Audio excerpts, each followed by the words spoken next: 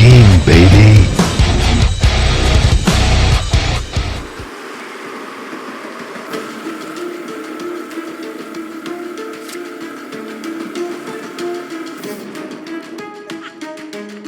Twisted Tower is a game that you definitely want to keep on your radar. It's very Bioshock, Prey, or System Shock in influence. Very shooter heavy, so less immersive sim, more shooter. So a lot like the original Bioshock, or maybe even closer to something like Bioshock Infinite, but it shares that horror and world design of those previous games mentioned.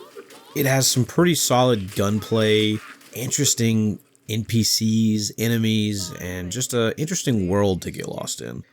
Mr. Twister has invited you to the Twisted Tower game show via Golden Ticket, much like Charlie and the Chocolate Factory, but televised. And it seems as if it's still being televised because all the cameras and stuff are following you throughout the whole thing. To reveal the prize of Twisted Tower tonight, if you reach the top, through trial and fight, you shall win. Sweet Charlotte Wright!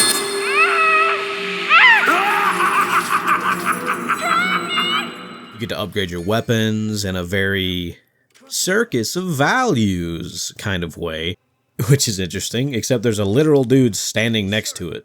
And I'm like, huh, okay, that's interesting. There's the janitor woman who talks to you in several different locations. You got, which is funny because my son actually has one of those little kids rotary phone things, and you got those like chasing after you. And I was like, that's funny, because I was like, what's that ringing, you know? That one kind of took me off guard. You got ducks with shotguns, clowns with machine guns, teddy bears. You know, it's like a kid's amusement park kind of thing gone bad. Some ways it kind of gives me Killer Clowns from Outer Space vibes with just the horror that's going on. It's almost funny, but also horrifying at the same time. Because, I mean, I found this one dude, like, just being weird and hidden off in the corner. It was considered a secret, apparently. I don't know what his deal is. It was intriguing, nonetheless.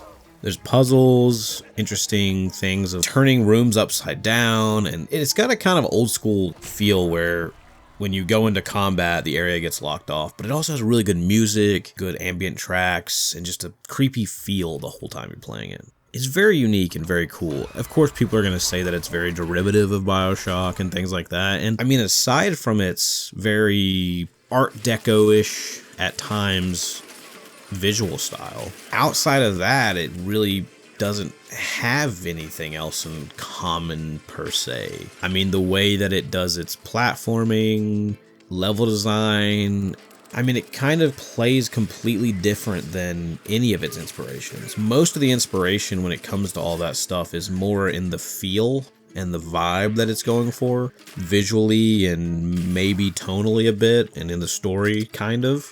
But also at the same time, it's still fairly different. It's not that derivative. It's not like, you know, you're going into it and it's literally just ripping off Bioshock. No, it's so much more than that. And I'm really intrigued by it. I've been following Twisted Tower since before it was Twisted Tower. I've been following the game since it was called Father.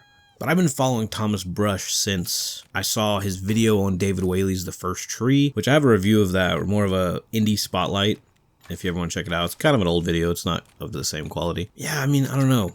I just kind of wanted to talk a bit about Twisted Tower, maybe help get some eyes on it, get some people to go wishlist it. I've had it wishlisted forever.